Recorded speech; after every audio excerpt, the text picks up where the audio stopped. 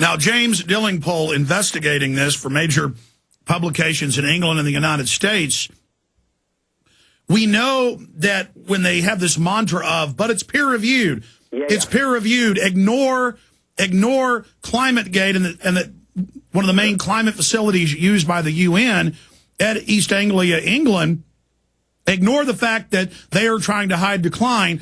We have all these other scientists, all peer-reviewed, but when you look at it, they are all using the data collated at that university and 3 or 4 others who are all in the emails lying together.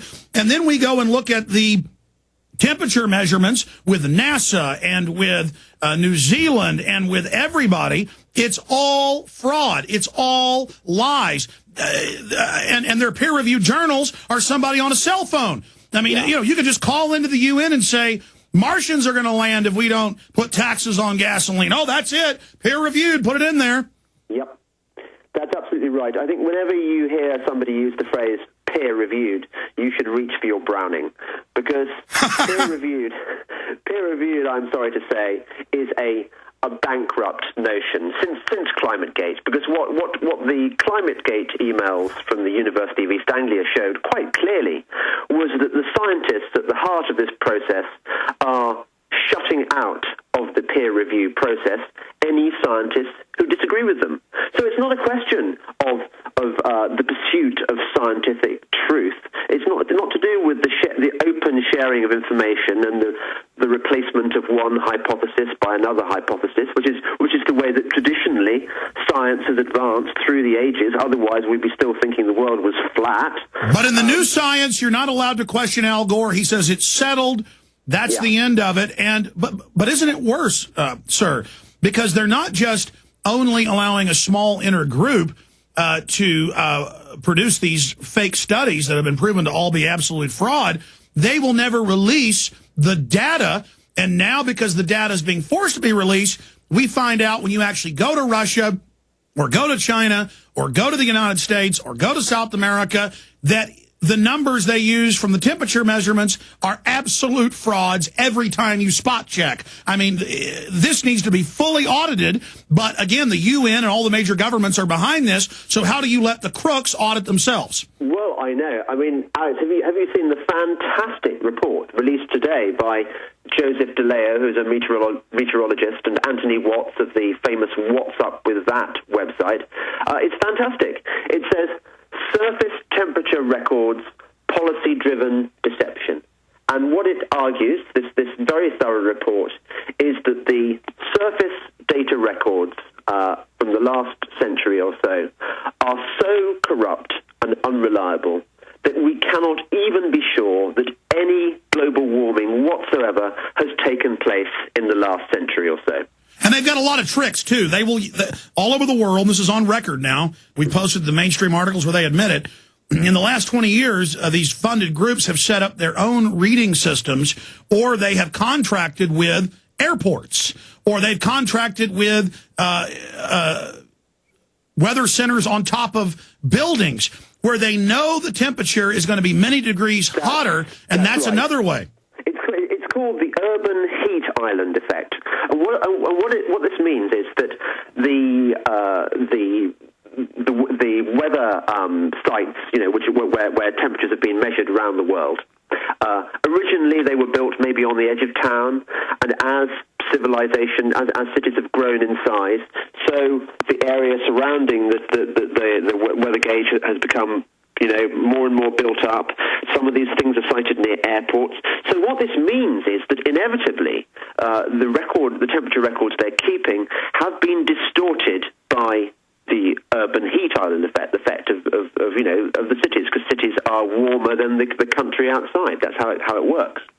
So how are we to trust these records which show that the Earth is getting warmer, when it may simply be the result of the urban heat island effect? But that's not all. What happened in the sometime between the 1970s and the 1990s is that they vastly reduced the number of weather stations used to compile the world temperature data records. And what they generally did, these organizations, like NASA and the Climatic Research Unit, was that they cherry-picked the temperature data sites that suited their cause, i.e. they ignored the ones at higher latitudes and higher altitudes, and they concentrated on the ones which would show that the world was getting warmer, and then kind of took an average. Now, inevitably, what happened is that you saw this upward tick in the graph, which is exactly what they want, because an upward tick in the graph shows that the world is getting warmer, it must be man-made, and action must be taken. But the Russians and others came out and exposed that, and then they've now been forced to admit that they did indeed do that. They would just take the warmer southern areas and create an average for the entire country for the frozen north as well. The frozen northern areas of Russia, Siberia and many other areas, of course they're a lot colder than southern Russia. I mean, this is bona fide fraud, and what ClimateGate proves is they're all coordinating with each other to engage in fraud. Yes, it is, I have to say, a conspiracy on a very, very large scale. And it unites some oddly disparate groups, because on the one hand you've got the yogurt-weaving eco-loons, the green activists, who have found themselves in this weird, unholy alliance with big oil, big banks, Rothschilds, Goldman Sachs, in alliance with the technocrats of the European Union, in alliance with scientists at various government-funded institutions. It's a very strange and broad coalition campaigning for this. Well, the communists always work for the banks. In every case, we find that because the big banks don't want freedom. In many cases, they want monopolies, and a gang of machine gun-toting hippies can deliver it. We'll be right back with our guest. Stay with us.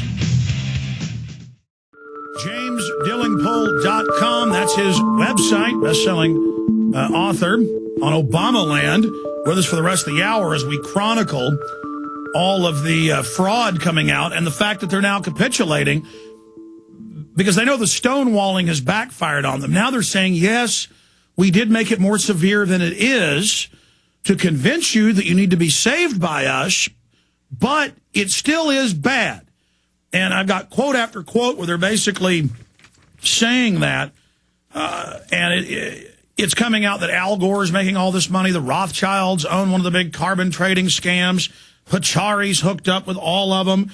Another IPCC scientist reveals how UN scientists talked about trying to make the IPCC report so dramatic that the U.S. would just have to sign Kyoto Protocol. That's in mainstream news. Even CNN's reporting that.